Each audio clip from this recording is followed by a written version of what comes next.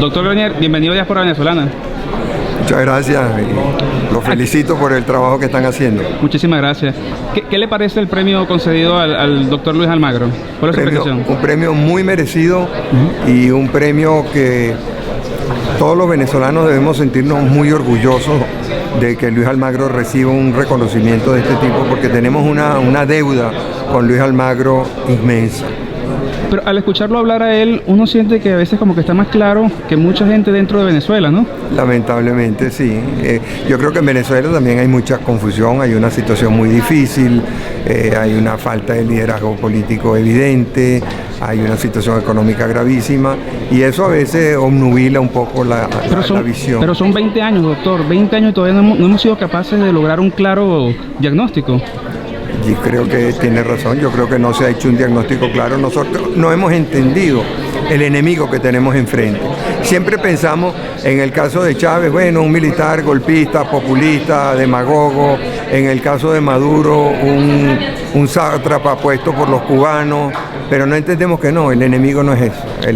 Hay un enemigo ideológico muy importante, hay un enemigo estratégico muy importante. Venezuela está haciendo ahorita un campo de juego para una cantidad de movimientos que están ocurriendo a nivel mundial muy grave.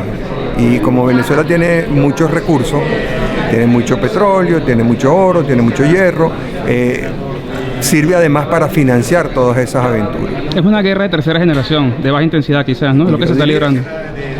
O de cuarta generación, es una guerra como no se ha visto antes, pues porque estamos veo todos los elementos psicológicos que ya se conocían, todo lo que es el terror de las purgas comunistas, el terror de la policía en Alemania del Este, toda la experiencia terrorífica de los cubanos, todo eso por un lado, pero a eso hay que sumarle todos estos nuevos medios de comunicación que hay, que también hemos visto cómo se usan para influir en la manera de pensar, en los movimientos de opinión, hasta en algunos resultados electorales, más todo el interés estratégico de Rusia, por ejemplo, para que Venezuela dejara de producir petróleo, o de los árabes para que Venezuela dejara de producir petróleo, que lo lograron, pues volvieron una ruina a PDVSA, más el interés de los chinos de abrirse el mercado hispanoamericano o latinoamericano, más el interés de Lula y Odebrecht de implantar de Lula a través de Odebrecht, de implantar ese modelo político, ya no sé ni cómo llamarlo, pues de Foro de San Pablo, digamos, para simplificar, más el interés de los terroristas árabes en formar a gente, en tener a gente con pasaportes venezolanos, en fin, se han combinado una cantidad de males que están latentes en el mundo y que además hoy en día uno los conoce de inmediato, porque la comunicación hoy en día es prácticamente en tiempo real. Doctor, en cine y en televisión el primer plano se usa para enfocar lo que verdaderamente es importante, ¿no? Nosotros quizás no estamos enfocando en el plano equivocado. O sea, eso que usted menciona no parece resaltar en ninguno de los medios ni en la agenda política, ¿no? No está. No está. O sea, que estamos en un plano quizás equivocado, ¿no? Bueno, yo creo que estamos en el mismo plano que trajo a Chávez. Exacto. O sea, un deterioro político, un freno sistemático a las nuevas generaciones para que irrumpieran en la política, una desatención al tema de la eficiencia de los servicios públicos, una desatención total o una laxitud muy grande con el tema de la corrupción. A principio de los 80, usted en su libro de La generación de relevo versus el Estado omnipotente alertaba un poco del canto de sirena, ¿no? Los cantos de sirena que como que vamos empeñados siempre a chocar contra la roca, ¿no? Bueno, yo quise alertar ahí sobre dos problemas que yo veía. Uno, el crecimiento desorbitado del Estado después de la estatización de PDVSA, de las empresas del hierro, del Banco Central, todo aquel desastre de la primera administración de Carlos Andrés Pérez. Me preocupaba porque veía venir lo que terminó ocurriendo, que es la ruina del país y la destrucción de la industria petrolera. Pero también quise alertar sobre la manera sistemática como los partidos políticos le venían cerrando el paso a las nuevas generaciones.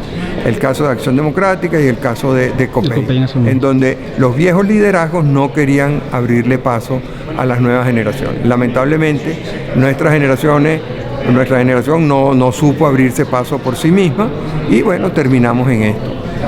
Por esa falta de oportunidades, casi 4 millones según las últimas estadísticas publicadas, bueno, proyecciones, porque no hay realmente una data confiable, ¿no? Hablan de 4 millones en el extranjero. Es una cifra monstruosa. Monstruosa para un país tan pequeño como Venezuela, bueno, y mediano. Sobre todo, el otro día veía que entre esos 4 millones hay, creo, no recuerdo ahorita, creo que eran 12.000 médicos. O sea, hay que ver lo que le cuesta a un país formar 12.000 médicos. Y estos olímpicamente los están empujando a que se vayan. Pero lo peor, eso es gravísimo, lo de los 4 millones. Pero lo peor es que en las encuestas ya hay más de 10 millones que quieren irse. Que le preguntan, si usted pudiera irse, ¿cuándo se iría? Ya. O sea, es un país, y eso es lo que ellos quieren, porque es menos gente protestando, menos gente que alimentar, menos gente a la cual responder y más gente sumisa, sometida, entregada al Estado, porque no tienen otros recursos. O sea que no han fracasado, no es un gobierno fracasado, sino que ha cumplido su objetivo. Este gobierno ha cumplido un siniestro, un sórdido objetivo de destruir al país para hacer del país una clientela del aparato que ellos controlan. A pesar de todo eso, doctor, ¿usted tiene esperanza en el futuro? ¿Usted sigue en Venezuela? Mucha, porque yo creo que los venezolanos han superado situaciones tan difíciles como esta. Mira, a principios del siglo XX, igual que a principios del siglo XXI, Venezuela era el país más pobre de América Latina. O sea, y eso lo superó y hicimos un gran país. Esto lo destruyeron, vendrán las nuevas generaciones y construirán un nuevo país. Entonces, ¿estamos en el fin del principio o es el principio del fin? Estamos en una etapa más del desarrollo y la construcción del país.